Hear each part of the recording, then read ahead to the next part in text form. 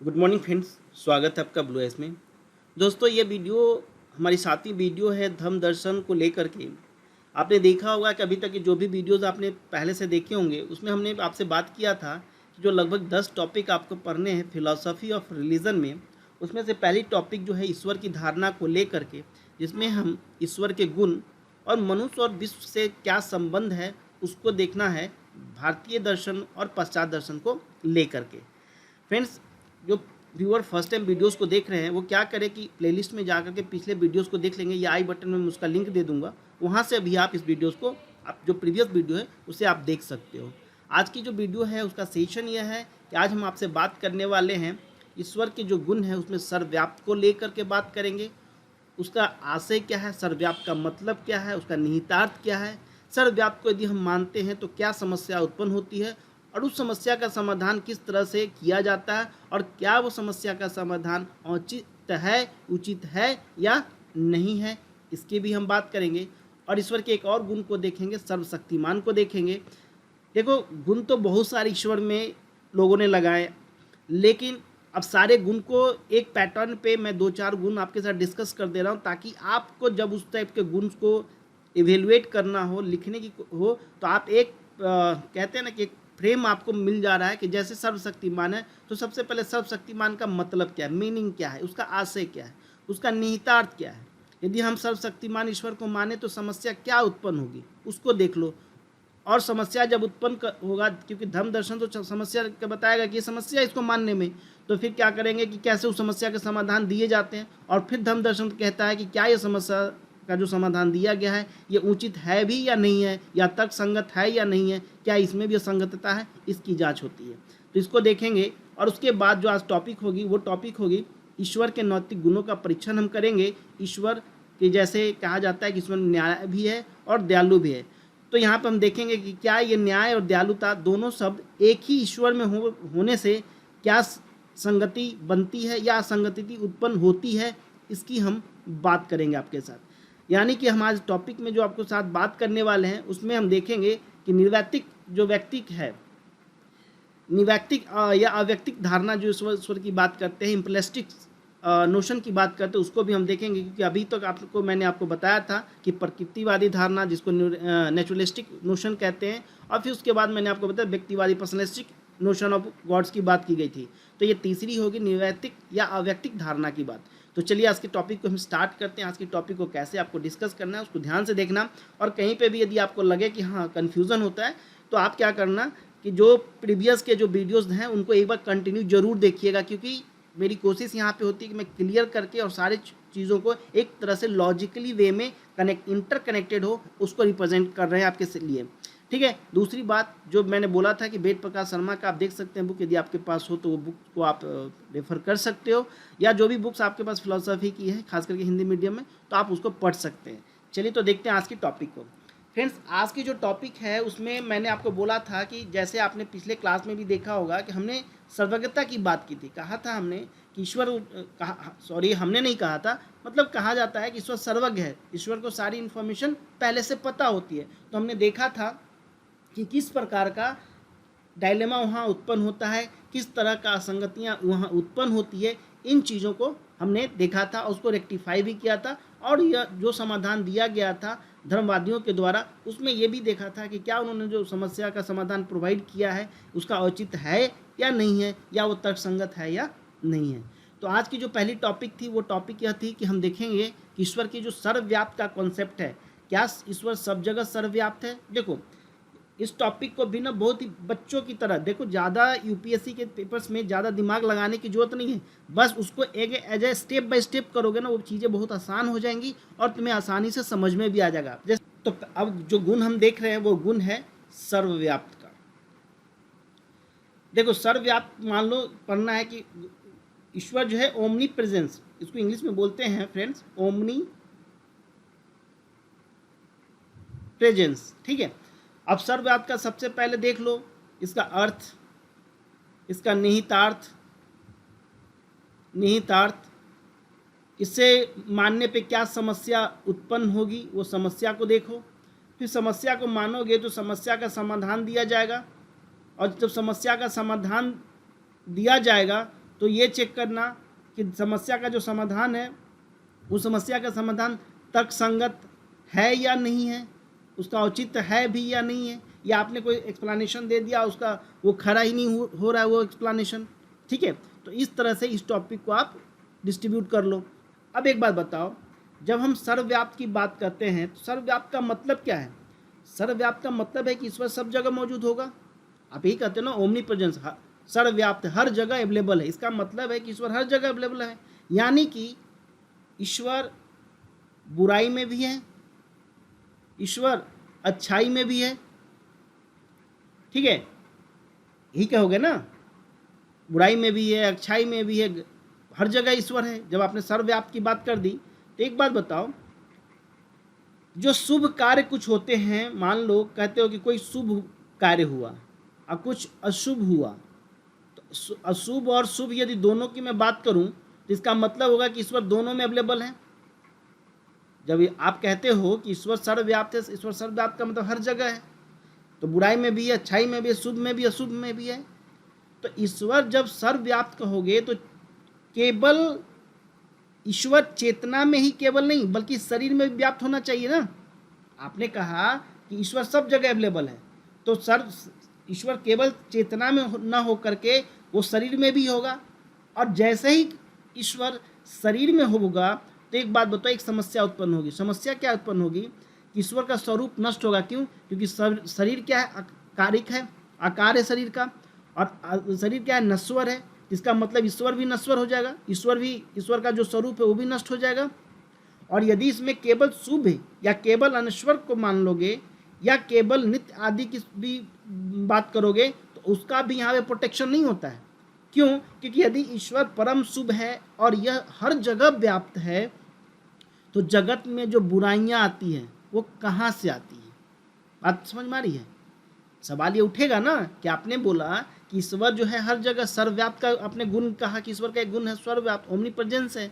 तो जब ईश्वर सब में है, परम शुभ में भी है, तो फिर ईश्वर बताओ कि जगत में बुराइयां कहाँ से आती हैं और कैसे आती हैं? समझिए बात को।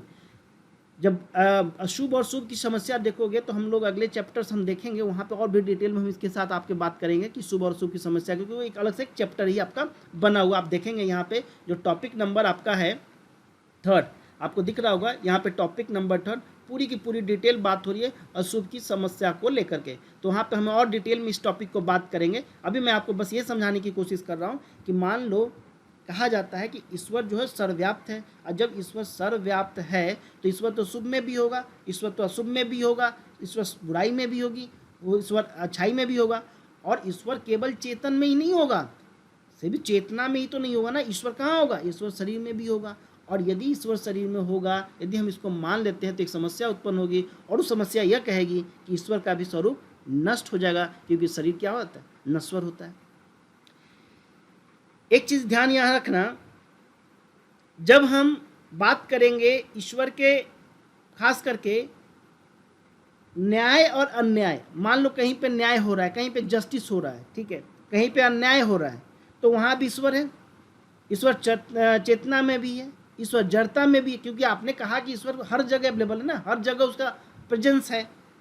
तो इस समस्या का जो समाधान है उसमें कहा गया कि जो व्याप्त की सामान्य आशय में मत लो। उन्होंने कहा कि हमने जो कहा कि व्याप्त है, ईश्वर हर जगह व्याप्त है, तो उन्होंने धर्मार्थियों ने कहा कि आप इसको एज ए जनरल वर्ड में मत लीजिए, जनरल आशय में मत कहो कि ईश्वर व्याप्त है। उसका कहने का मतलब था कि जब हम ईश्वर को व्याप्त कहते हैं तो ईश्वर ऐसे व्याप्त नहीं रहता है जैसे आप और हम रहते हो, मतलब हम और आप जैसे रहते हैं वैसे ईश्वर व्याप्त नहीं है।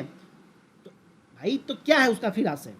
जब आपने कहा कि जब आप इसको जनरल वे में मत लीजिए, जैसे आप और हम रहते हो वैसे ईश्वर नहीं रहता है, तो यहाँ पे व्याप्त का आशय फ्रेंड यह है कि व्याप्त का आशय है कि शक्ति के रूप में। किसके रूप में? शक्ति के रूप में। शक्ति का मतलब पावर के रूप में। मेरी बात समझ में आ रही है आप लोगों को? देखिए फिर से मैं रिपीट कर दे रहा हूँ।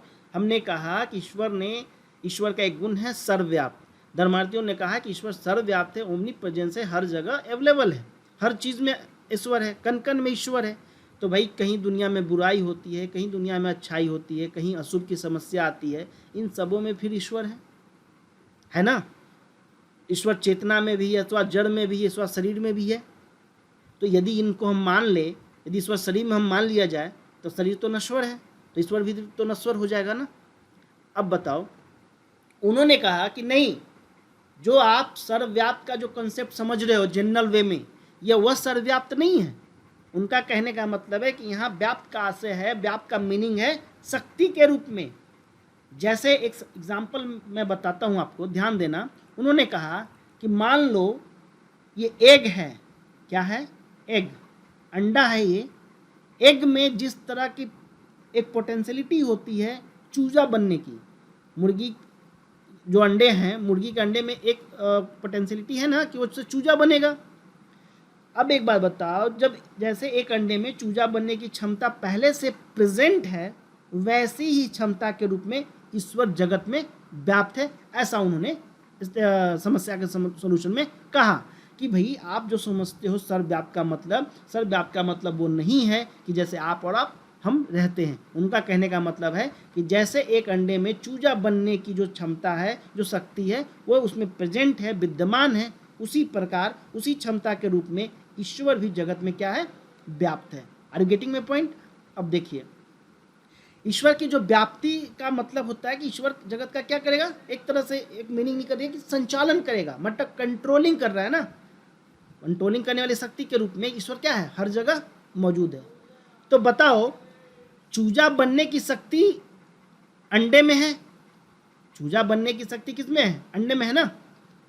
और मान लो तुमने कहा सीड्स, बीज, ठीक है, मान लो तुमने मक्के की सीड्स ले ली, या तुमने वीट का सीड्स, गेहूं का बीज ले लिया, मक्के का बीज ले लिया, या धान का बीज ले लिया।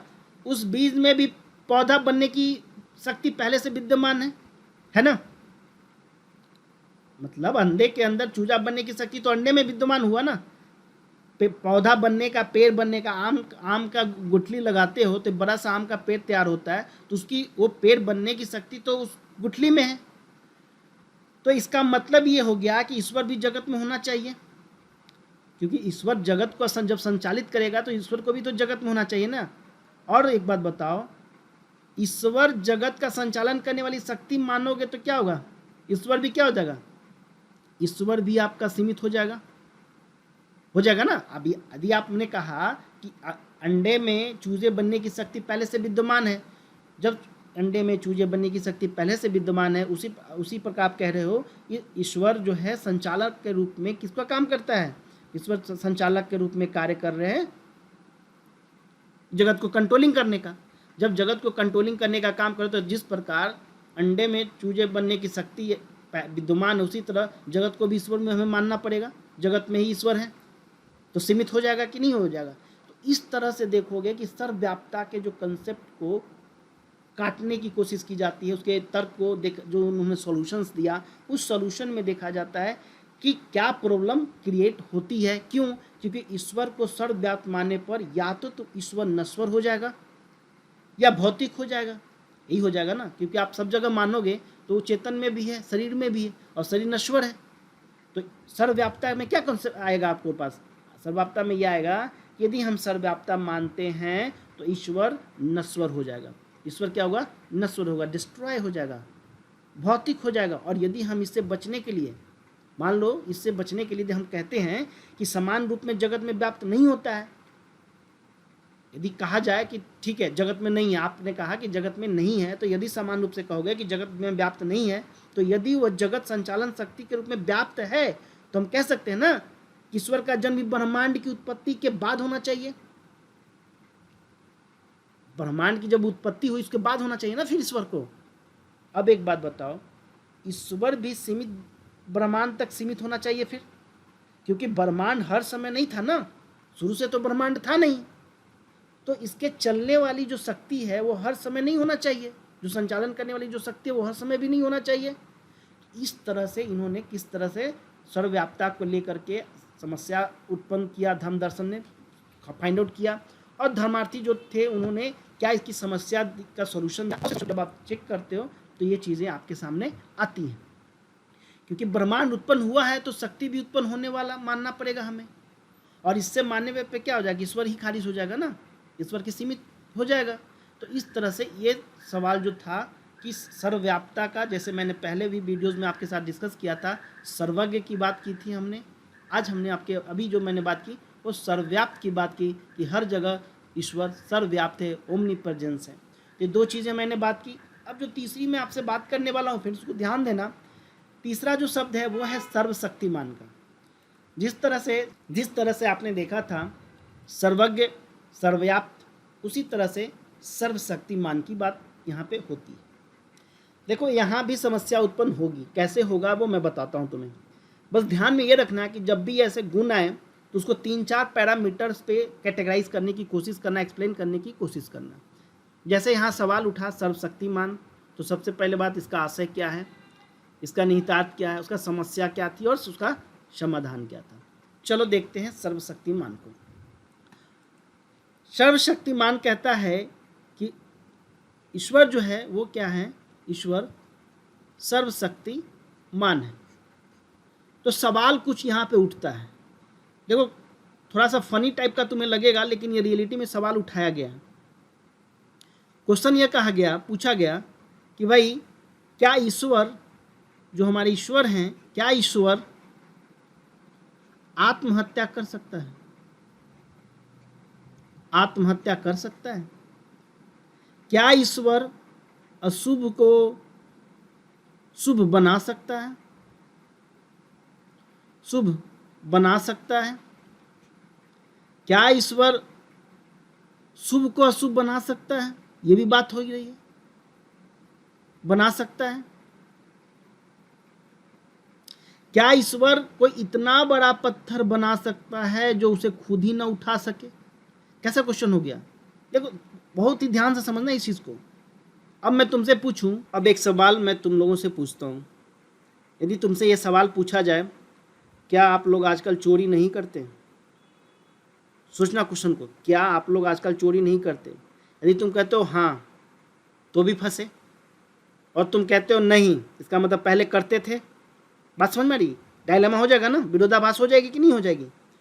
तो देखो याद रखना कि ये जो सवाल मैंने आपसे कहा कि सर्वशक्तिमान का जो कंसेप्ट है, जो सर्वशक्तिमान का जो गुण है, उसमें कुछ सवाल, बुनियादी सवाल पूछे गए। जैसे क्या ईश्वर आत्महत्या कर सकता है? क्या ईश्वर अशुभ को शुभ बना सकता है, शुभ को अशुभ बना सकता है? या क्या ईश्वर को इतना बड़ा पत्थर बना सकता है जो खुद ही ना उठा सके? अब मान लो इस केस में तुम यदि हाँ या ना कहे तो दोनों में ईश्वर का खंडन हो जाएगा कि नहीं? यदि तुमने कहा कि ईश्वर इतना बड़ा पत्थर नहीं बना सकता जो खुद ही ना उठा सके, तो जब वो बना ही नहीं सकता फिर वो सर्वशक्तिमान कैसे? और यदि तुमने कहा कि हाँ बना सकता है और वो उठा ही नहीं सकता, तो फिर सर्वशक्तिमान कैसे? बात समझ में आ रही है? उसी तरह से मैंने बोला क्या आजकल आप चोरी नहीं कर रहे हैं? आजकल आप चोरी नहीं कर रहे हैं, तो यदि आपने हाँ कह दिया इसका मतलब आप चोरी कर रहे थे। यदि आप नहीं कर रहे हैं इसका मतलब पहले करते थे। तो दोनों केस में तो फंसने का चांस है। यही सवाल उठता है कि जो ईसाई धर्मशास्त्री थे उन्होंने इसका जवाब कैसे दिया। उन्होंने कहा कि देखो यह जो समस्या है ना, वो तुम्हारा समस्या, ये जो प्रॉब्लम तुम्हारा वो वैलिड है ही नहीं। बोला कैसे? कहा कि यह प्रश्न ही गलत है, ये प्रश्न ही वैलिड नहीं है इसके अनुसार, क्योंकि उनके अनुसार कहा जाता है कि क्यों वैलिड नहीं है ये बताओ। तो कहा कि देखो उनका जो कहना है वो ईश्वर पर जो मानवीय भाषा है, जो मानवीय भाषा जो हमारी होती है या जो मानवीय संदर्भ है ना, वो ईश्वर पे लागू नहीं होता है। जब सर्वशक्तिमान का कॉन्सेप्ट आया, तो सर्वशक्तिमान की बात की गई, तो उनसे सवाल किया गया कि क्या ईश्वर आत्महत्या कर सकता है? यदि नहीं कर सकता तो फिर सर्वशक्तिमान कैसे? यदि कर सकता है तो फिर ईश्वर का खंडन ही हो जाएगा, और यदि नहीं कर सकता है तो फिर ईश्वर का खंडन हो रहा है। अशुभ को शुभ नहीं बना सकता तो फिर खंडन हो रहा है। Are you getting my point? तो उसी तरह से उन्होंने कहा, जो ईसाई धर्मार्थी थे उन्होंने कहा कि भाई तुम जो ये कुछ सवाल पूछ रहे हो, ये सवाल ही तुम्हारा गलत है, ये सवाल ही तुम्हारा वैलिड नहीं है। बोला कि जिस तरह की जो मानवीय भाषा है, जो हम लोग मानवीय भाषा हम लोग यूज़ करते हैं मानव के संदर्भ में, वो भाषा ईश्वर पे लागू नहीं होती है। मानव जो सीमित प्राणी है और ईश्वर क्या है? असीमित है ना। इसलिए जो मानवीय भाषा होगी, जो मानवीय भाषा के जो प्रश्न होंगे वो ईश्वर पे लागू नहीं होगा, वो केवल लागू किस पे होगा? मानव पे होगा। अब एक बात बताओ, मरणशील प्राणी है, यह उस पर लागू होगा, ईश्वर मानव पर लागू होगा, ईश्वर पर नहीं लागू होगा। जो भाषा है वह दो तरह की भाषा है। ये जो भाषा की बात कर रहे हो ना, ये दो तरह की भाषा है। पहली भाषा उन्होंने कहा कि पहली जो भाषा है वो भाषा सीमित मानवों पर लागू होगी। किस पे होगी? सीमित मानवों पर लागू होगी। दूसरा उन्होंने कहा कि जो ईश्वरीय भाषा होगी वो ईश्वर पे लागू होगी। ईश्वरीय भाषा ईश्वर पे लागू होगी। अब ध्यान से समझना, यहाँ पे मैं फिर से थोड़ा सा रिपीट कर दे रहा हूँ। मैंने बोला कि जब सर्वशक्तिमान का कॉन्सेप्ट आया तो कुछ सवाल उठाए गए, जैसे कहा गया कि क्या ईश्वर आत्महत्या कर सकता है, क्या ईश्वर अशुभ को शुभ बना सकता है, क्या ईश्वर को इतना बड़ा पत्थर बना दे जो खुद ही ना उठा सके। फिर मैंने आपको बोला कि एज ए ले मैन तुम समझो, यदि मैं तुमसे सवाल करूं कि आप आजकल आप चोरी नहीं करते हैं, यदि तुमने कहा हाँ फिर फंसे, और यदि तुमने कहा नहीं तो भी फंसे। दोनों केस में तुम क्या हो गए? फंस गए। अब बताओ, तो इसी तरह के सवाल का जो सवाल था, तो जो ईसाई धर्मार्थी थे उन्होंने कहा कि भाई ये जो शब्द है, ये जो प्रश्न है तुम्हारे, ये वैलिड ही नहीं है, ईश्वर पे लागू ही नहीं होता है, क्योंकि ये मानवीय शब्द भाषा है और मानव पे लागू होता है। तो उन्होंने कहा कि भाषा दो तरह का होता है, एक होता है सीमित भाषा जो सीमित मानवों पे लगेगा, और एक होगा ईश्वरीय भाषा, वो ईश्वर पे लगेगा। अब देखना ध्यान से, यहाँ समझना, ईश्वरीय भाषा का मतलब क्या है भाई? तो ईश्वरीय भाषा का कहा गया कि असीमित है, इसमें मानवीय भाषा का संदर्भ नहीं है। अब बताना, देखना यहाँ पे ध्यान से सुनना, यहाँ पे एक प्रॉब्लम क्रिएट होगी। इससे एक समस्या उत्पन्न होगी कि यदि हम इसे सही मान लो हमने सही मान लिया कि ठीक है भाई, आपने कहा कि पहली भाषा जो होगी वो मानवों पे लागू होगी, ईश्वर पे लागू नहीं होगा क्योंकि ईश्वर असीमित है। दूसरी भाषा आपने कहा कि वो ईश्वरीय भाषा है जो ईश्वर पे लागू होगी। यदि हम इसको मान लेते हैं तो एक बात बताओ, ईश्वर की भाषा मनुष्य पर और मनुष्य की भाषा ईश्वर पर लागू नहीं होगा। जब ईश्वरीय भाषा है वो ईश्वर के लिए है, तो एक सीमित मानव पर कैसे आप लागू करोगे? और यदि एक सीमित भाषा है, मानवीय भाषा है, तो फिर वो एक असीमित ईश्वर पे कैसे लागू होगा? तो मुझे एक बात बताओ कि जितने भी धर्मशास्त्र हैं, जितने भी बाइबल लिखे गए, कुरान लिखे गए ना, आपने बोला कि धर्मशास्त्र है, ईश्वर की किताब है। तो एक बात बताओ कि ईश्वर की जब किताब है तो ईश्वर ने ईश्वरीय भाषा में लिखी, ईश्वर के बोल है ना, वो कहा तो यही गया कि वो ईश्वर के बोल है। तो जब ईश्वर की भाषा मनुष्य की भाषा पर ईश्वर पर लागू नहीं होगा, तो ईश्वरीय किताब की भाषा को हम ईश्वर तो मानेंगे ना। तो फिर बताओ कि ईश्वरीय भाषा जब असीमित ईश्वर पे लागू होता है तो सीमित मानव पे कैसे लागू होगा? फिर तो बुक का कोई काम ही नहीं है, फिर वो बुक का कोई काम ही नहीं रहा, क्योंकि उसमें तो ईश्वरीय भाषा है। आपने तो एक तरह से बोल दिया कि एक भाषा होगी मानवीय भाषा, एक होगी ईश्वरीय भाषा, और कुरान हो, बाइबल, उसमें तो ईश्वर के बोल हैं, ईश्वर की भाषा है, तो फिर वो मानव पे कैसे लागू होगा? ईश्वरीय भाषा को तो मानव समझ भी नहीं सकता ना भाई, क्योंकि ईश्वर के मानव क्या है? वो सीमित है, ईश्वर असीमित है। तो यह मनुष्य के समझ से परे है कि नहीं है? तो फिर देखना कि जो धर्मशास्त्र है, जो धर्मशास्त्र के जो कथन है, जो धर्मशास्त्र में जो चीज़ लिखे गए हैं, यदि ईश्वरीय कथन है तो वह भी ईश्वरीय भाषा में होने के कारण क्या होगा? वो सीमित मानवों पे तो लगेगा ही नहीं लगेगा। धर्मशास्त्र मानवों के लिए लिखा गया है ना, ऐसा तो कहते हैं कि जो धर्मशास्त्र मानवों के लिखा गया है और मानव उसे समझ नहीं पाएगा, तो फिर बताओ कि धर्मशास्त्र की जरूरत ही क्यों रह जाएगी? फंस गए ना यहाँ पे। उन्होंने कहा क्या कि भाई दो भाषा होती है, एक सीमित मानवों के लिए, एक असीमित ईश्वर के लिए। और फिर तुमने कहा कि धर्मशास्त्र है, और धर्मशास्त्र में जो वचन दिए गए हैं उसके अनुसार तुम अपने कार्य करोगे तो तुम्हें स्वर्ग और नर्क मिलेगा, तुम्हारे पाप और पुण्य का फैसला होगा जजमेंट डे के दिन। तो भाई भाषा तो ईश्वरीय है, अब मानव है सीमित, तो ईश्वरीय भाषा मानव कैसे समझेगा? तो फिर धर्मशास्त्र की जरूरत ही क्यों? ईश्वरीय भाषा में लिखा गया धर्मशास्त्र सीमित मानव पर कैसे होगा? उससे परे हो जाएगा। अगर सीमित सत्ता होने के कारण मेरी समझ सीमित है, मान लो मैं मिस्टर एक्स, मेरी सीमित सत्ता है, तो मेरी समझ भी तो सीमित होगी ना, मेरी भाषा भी तो सीमित होगी ना। तो फिर यदि इस सीमित मानव को असीमित ईश्वर की भाषा यदि समझाना चाहता है, तो बताओ ईश्वर की कोई बात समझ नहीं पाऊंगा ना मैं, क्योंकि मैं तो सीमित मानव हूँ। तो फिर हमें धर्मशास्त्र की जरूरत क्यों है भाई? फिर हम बाइबल और कुरान क्यों पढ़े? क्योंकि उसमें तो ईश्वरीय भाषा में लिखी गई है। बात समझ में आ रही है? क्लियर? चलिए अब देखो शुभ अशुभ का जो कंसेप्ट था, यदि ईश्वर शुभ को अशुभ बना सकता है तो फिर सारी नैतिकता ही बेमानी होगी ना भाई।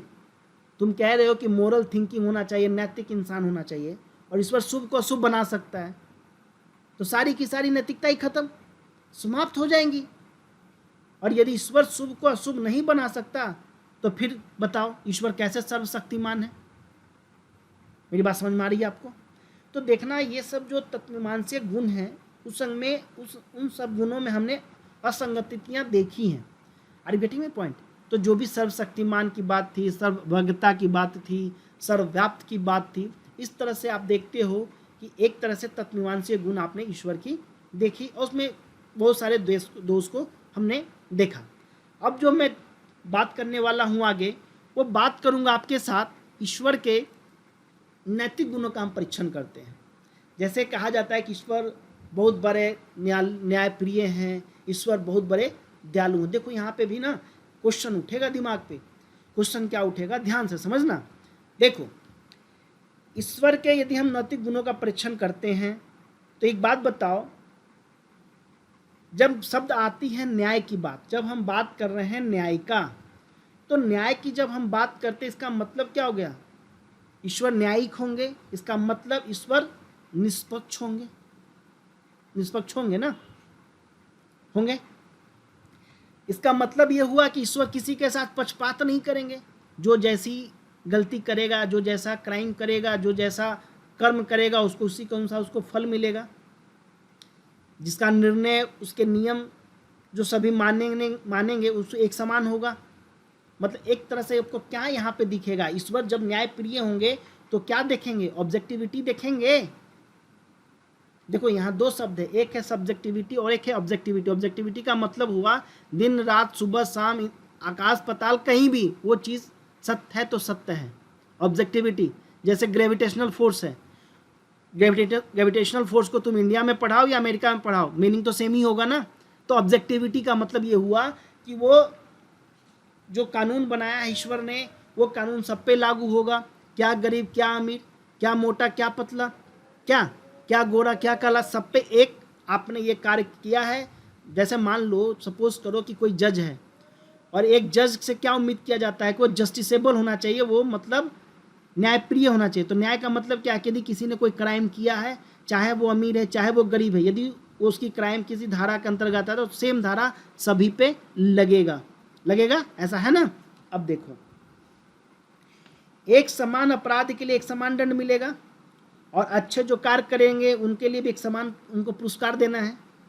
अब समस्या क्या होगी? ध्यान रखना, समस्या को थोड़ा सा यहाँ पे ध्यान से देखना।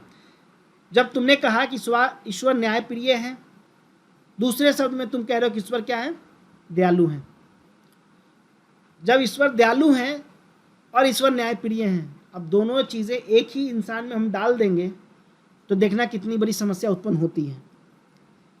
सपोज करो कि अपराध करने के बाद ईश्वर क्या कर रहे हैं? क्षमा कर दे रहे हैं, मतलब सजा न दे किसी को माफ कर दे, तो अब क्या कहोगे? ईश्वर दयालु हैं, है ना?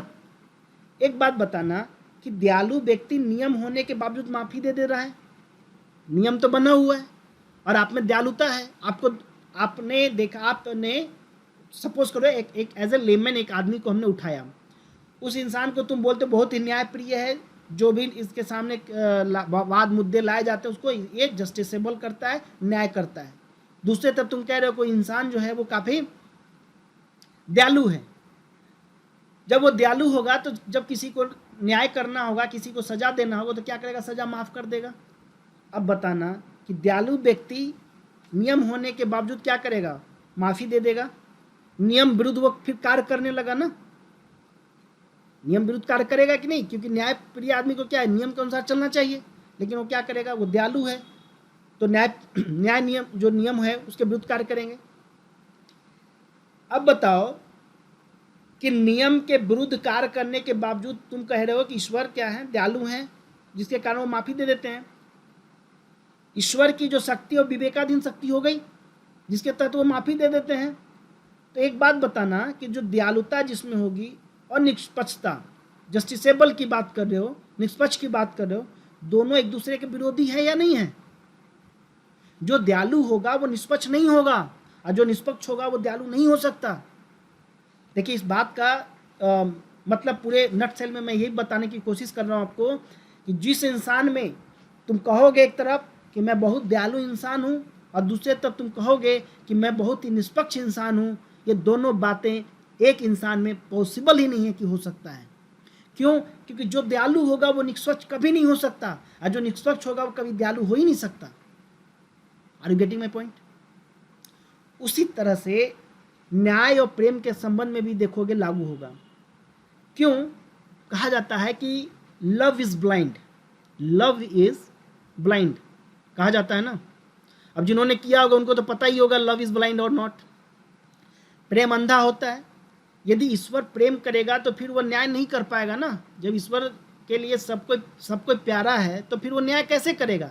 लव आपकी, you are falling in love with someone, you don't जज एनी, क्या बोलते हैं उसको, कि कोई उसकी कोई गलतियां आपको दिखती ही नहीं है। यदि यू लाइक समवन, आप किसी को पसंद करते हो तो उसकी सारी गलतियां आपको अच्छाइयां दिखती हैं, लेकिन जिस दिन लड़ाई हो जाती है तो सारी अच्छाइयां बुराइयां में कन्वर्ट हो जाती हैं, होती है ना प्रैक्टिकली। तो लव इज ब्लाइंड कह रहे हो कि यदि ईश्वर प्रेम करता है तो फिर वह न्याय नहीं कर पाएगा, और जो न्याय करेगा वो प्रेम नहीं कर सकता। अब फिर बताओ, तुमने ईश्वर में दोनों गुण डलवा दिए, कहा कि ईश्वर केयरिंग भी है, लविंग भी है ना। इसलिए नैतिक गुणों में भी असंगतता है। जिस तरह से तत्वमीमांसीय गुणों में हमने देखा असंगतता है, उसी तरह से ईश्वर के जो नैतिक गुण हैं उसमें भी असंगतता है। तो ध्यान रखिएगा यहाँ पे कि व्यक्तिपूर्ण ईश्वर की संकल्पना ही विरोधाभासी है। Are you getting my point?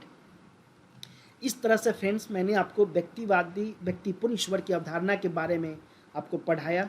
आपको जो कंसेप्ट थे वो कंसेप्ट को मैंने बहुत अच्छे से अपने स्तर से काफ़ी अच्छे से आपको क्लियर करने की कोशिश की है, ताकि आप इस चीज़ को समझ सकें और क्लियरली आप इसको देख भी सकते हो कि कैसे मैंने आपको टॉपिक को इसके कवर किया, और काफ़ी इजी भाषा में मैंने समझाने की कोशिश आपको किया है ताकि आपको दिक्कत न हो।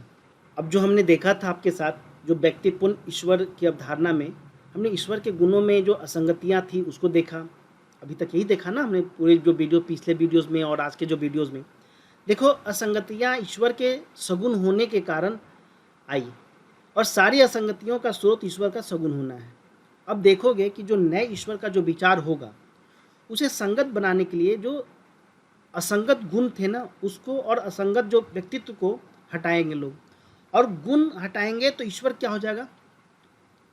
क्या किया लोगों ने कि जो जो अच्छे अच्छे गुण लगे वो सारे गुण ईश्वर में डाल दिया, और डालते समय ध्यान नहीं दिया कि एक ही जगह सारे गुण डालने से क्या होगा, कॉन्ट्राडिक्शन हो जाएगा, विरोधाभास होगा। क्योंकि एक ही ईश्वर में तुम एक तरफ से न्याय प्रिय भी बोल रहे हो, दूसरी तरफ से तुम दयालु भी बोल दे रहे हो, तो दिक्कत हो जा रही है।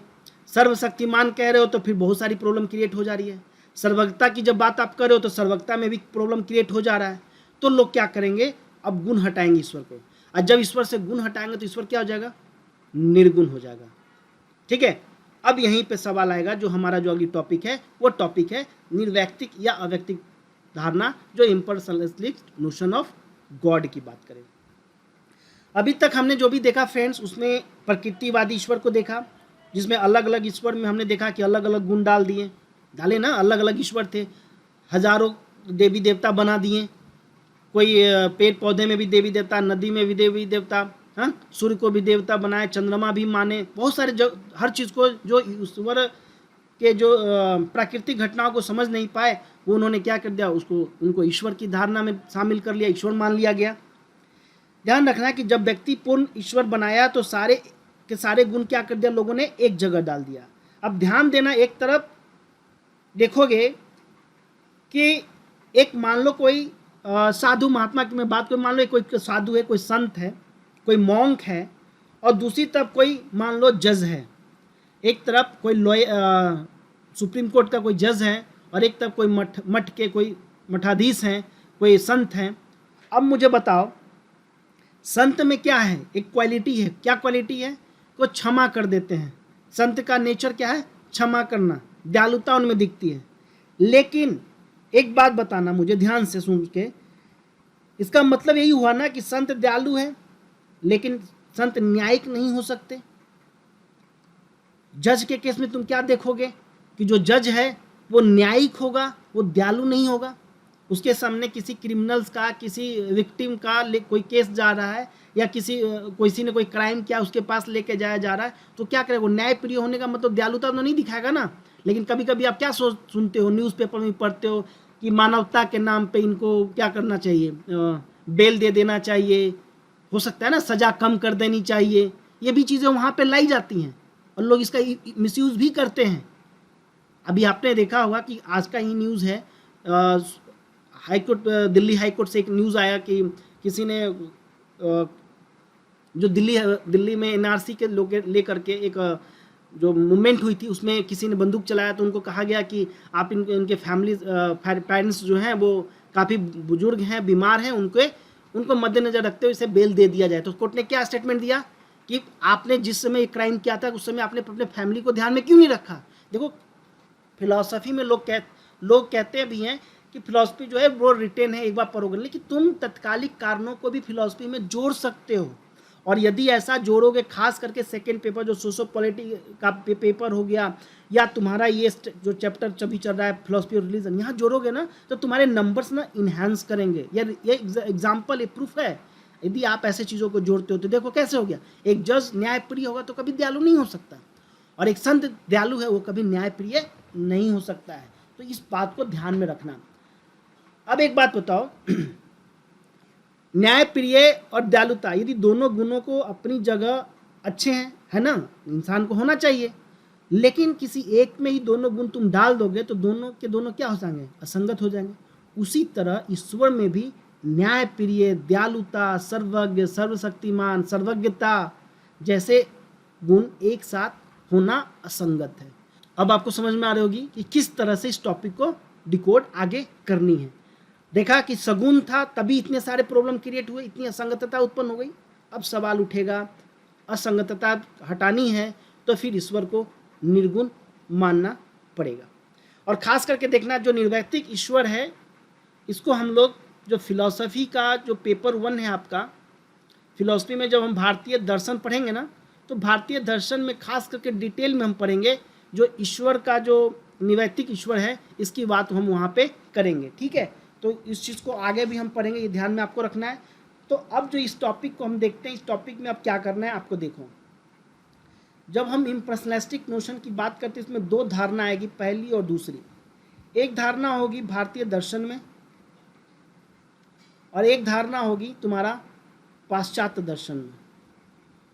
पाश्चात्य दर्शन में ध्यान रखना, जब हम इम्पर्सनलिस्टिक की बात करते हैं इसका मतलब हो गया कि वो सर्वोच्चता जो हमारे ब्रह्मांड की सभी चीज़ों के लिए क्या है? जिम्मेदार है। निर्वैयक्तिक ईश्वर को मानने वाले यह मानते हैं कि ईश्वर कोई व्यक्ति नहीं है, ईश्वर दुनिया की सभी चीज़ों की क्या है? व्याख्या करने वाली सर्वोच्च सत्ता है। ध्यान रखिएगा, कहा जाता है जो निर्वैयक्तिक ईश्वर को मानते हैं वो कहते हैं ईश्वर कोई व्यक्ति नहीं है, ईश्वर दुनिया की सभी चीज़ों, जो दुनिया में जो भी चीज़ है, जो भी घटनाएं घट रही हैं, वो सबकी व्याख्या करने वाली सर्वोच्च सत्ता है। सर्वोच्च क्या है? वो सत्ता है। ध्यान रखना कि पाश्चात्य दर्शन में तुम देखोगे गॉड की जरूरत हमें क्यों पड़ती है। मैं एक सिंपल सा सवाल तुमसे पूछता हूँ, तुमसे पूछा जाए कि हमें ईश्वर की आवश्यकता क्यों, तुमसे हो सके इंटरव्यू में पूछ ले, ईश्वर की आवश्यकता हमें क्यों है? ध्यान रखना, क्योंकि हमें अपने जो हमारे अनसुलझे जो सवाल हैं, जो अनसुलझे हमारे जो समस्याएं हैं, उसको सुलझाने के लिए हमें गॉड की आवश्यकता पड़ती है। नहीं पता? देखो, दुनिया जैसे जैसे बनी ना, दुनिया कैसे बनी किसी को पता है? नहीं पता है तो लोग क्या करते? ईश्वर ने दुनिया को बनाया। प्रकृतिवादी जो धारणा हमने पढ़ा था उसमें आपको पता है कि लोगों ने को पता नहीं था कि बारिश कैसे हो रही है, तो बारिश का देवता मान ली, ईश्वर बारिश करा रहे हैं। किसी को कोई बोलते हैं ना कि बीमार हो गया, अब उसे समझ में नहीं आ रहा है कि क्यों बीमारी हो रही है, तो उसने क्या बोला? ईश्वर के कारण हो रहा है।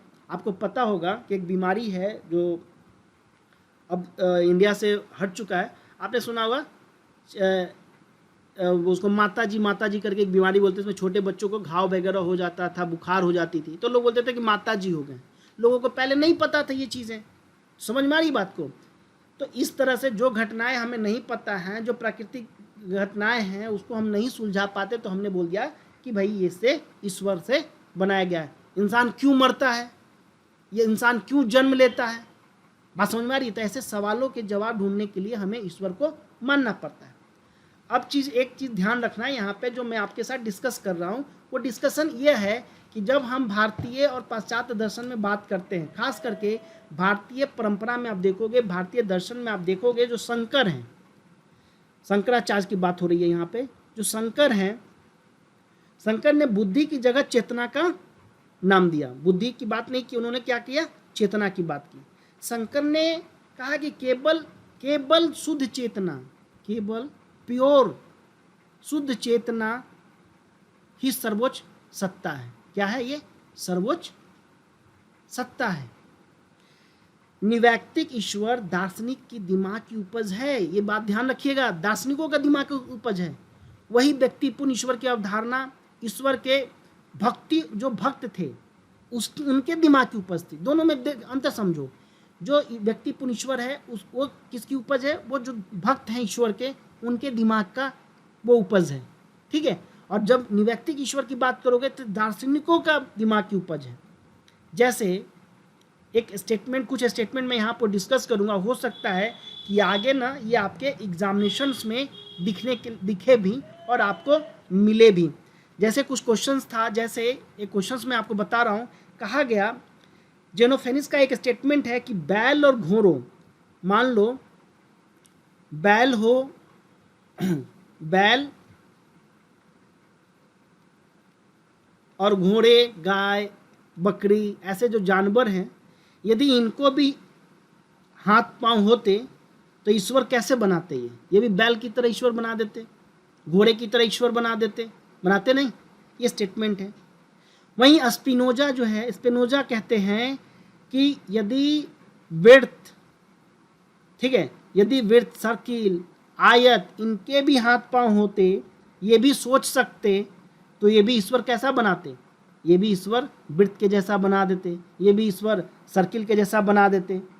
बात समझ में आ रही है। एक चीज और ध्यान रखना, जब कहा जाता है कि बैल और घोड़ों के हाथ पांव होते तो वो भी ईश्वर कैसा बनाते, बैल और घोड़े की तरह बना देते, इसका मतलब क्या है, ये सवाल आपके लिए मैं छोड़ रहा हूँ। इसके मतलब आप, यदि आप सारी वीडियो, पूरी वीडियो देख रहे होंगे तो मुझे तो इतना उम्मीद है कि आप यहाँ तक पहुँचे होंगे, तो और आप एक सिंसियर स्टूडेंट हैं, आपको लगता है कि हाँ मुझे ऑप्शनल फिलॉसफी पढ़नी है ढंग से, यदि आप इस वीडियो को देख रहे होंगे तो अब आपके लिए एक सवाल है। सवाल यह है कि आपको यह बताना है कि जो स्टेटमेंट कहा गया कि बैल और घोड़ों को भी हाथ पांव होते, पैर होते, तो ईश्वर अपने जैसा बनाते, ईश्वर का चित्त अपने जैसा बनाते, तो आपको क्या करना है कि इसका मतलब क्या है, ये मुझे आप टेलीग्राम चैनल्स पे या कमेंट सेक्शन में लिखने भेजना चाहते हो तो लिख करके बताना। चलो मैं बता ही देता हूँ। इसका मतलब ये हुआ कि जो ईश्वर है ना, वो मानसिक कल्पना है, जो जैसा सोचा ईश्वर उसा गढ़ दिया। ईश्वर व्यक्तिपूर्ण नहीं है जैसा हम सोचते हैं, ठीक है, जैसा हम ईश्वर गढ़ते हैं, मतलब जैसा आपकी सोच वैसा ईश्वर आपने बना दिया। आज के दिन में, आज के डेट में कोई ईश्वर की प्रतिमा बनाएगा तो जितने ज़्यादा खूबसूरत से खूबसूरत प्रतिमा बनाई जा सकती है बनेगी। अब पुराने समय के मंदिरों, पत्थर देखो जो खुदाई में मिलते हैं, जो मंदिर में मिलते हैं, उसमें देखो पिक्स, और आजकल के मंदिरों में जो तस्वीर मिलेगी आपको, जो पोस्टर मिलेंगे, उसकी देखिए कितना चेंज आया है। आजकल के जो देवी देवता की जो प्रतिमाएं बनाई जाती है, मंदिरों में स्थापित की जाती है, कितने खूबसूरत बनाए जाते हैं। तो कहने का मतलब यही हुआ ना कि ईश्वर क्या आपकी मानसिक कल्पना है, ये स्टेटमेंट का मतलब ये हुआ। अब देखो यहाँ पे मैं दो चार चीज़ें और डिस्कस आपके साथ करता हूँ। एक सवाल उठता है, सवाल यह उठता है कि निवैतिक ईश्वर, कहा जाता है कि निवैतिक ईश्वर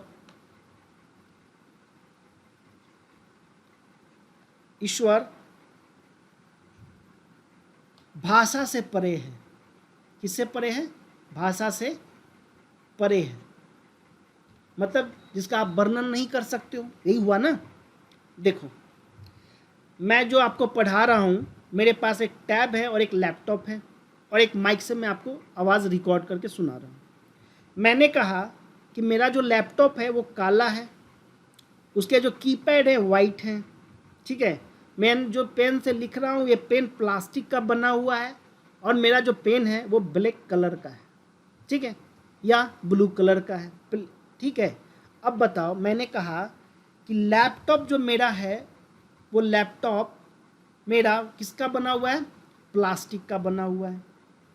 इसमें दो चीज़ें तुम्हें फाइंड आउट करनी है, एक फाइंड आउट करना है उद्देश्य और एक फाइंड करना है विधेय।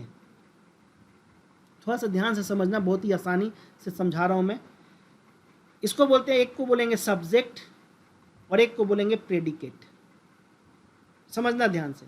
सब्जेक्ट हमारा हो गया लैपटॉप, प्रेडिकेट क्या हो गया हमारा? प्लास्टिक का बना हुआ है, रेड कलर है, ठीक है।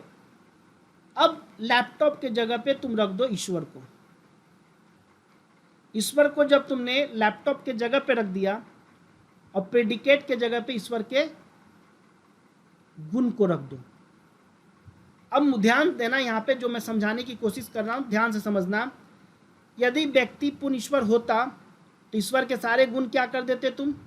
व्यक्ति पूर्ण ईश्वर वाले डाल देते, मानवीय नैतिक गुण डाल देते तुम, तत्वमीमांसीय गुण डाल देते, शक्तिमान है, सर्वज्ञ है, यही डालते ना। जब हम कह रहे हैं कि निवैतिक ईश्वर में भाषा से वर्णन नहीं किया जा सकता, क्यों? क्योंकि निवैतिक ईश्वर का गुण ही नहीं होता। जब भाषा से आप किसी चीज़ का डिफाइन करोगे तो डिफाइन करने के लिए वो उसमें गुण होना चाहिए ना। और निवैतिक ईश्वर कहता है निर्गुण है वो, उसमें गुण ही नहीं है।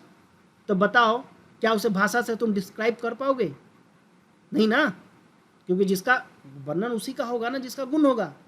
इसलिए यदि तुमसे पूछा जाए कि निर्वैतिक ईश्वर भाषा से परे है, उसको सिद्ध कीजिए, तो ये एग्जाम्पल दे करके आप स्टेटमेंट लिख सकते हो कि वर्णन उसी का हो सकता है जिसका गुण होगा, इसलिए निवैतिक ईश्वर अवर्णनीय है, निर्वैतिक ईश्वर का वर्णन नहीं किया जा सकता है।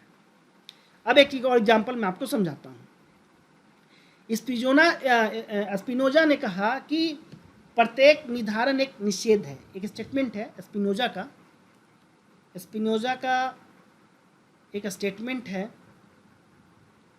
उन्होंने कहा कि प्रत्येक निर्धारण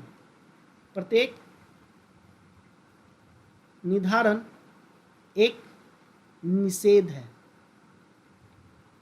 ध्यान देना कैसे। ईश्वर क्या है? असीमित है, असीमित सत्ता है जिसमें कोई अभाव ना हो। मान लो तुमने कहा कि mister X, this is the बुल्लू आईएस, ये मिस्टर एक्स हैं, और ये व्यक्ति को यदि मैंने कहा कि ये व्यक्ति क्या है, ये व्यक्ति काला है, ये व्यक्ति गोरा है, ये व्यक्ति मोटा है, ये व्यक्ति लंबा है। मान लो ये प्रॉपर्टी हमने डिफाइन कर दी मिस्टर एक्स के बारे में। अब बताओ, जब तुमने कहा कि ये व्यक्ति काला है, इसका मतलब जो दूसरे सारे गुण होते होंगे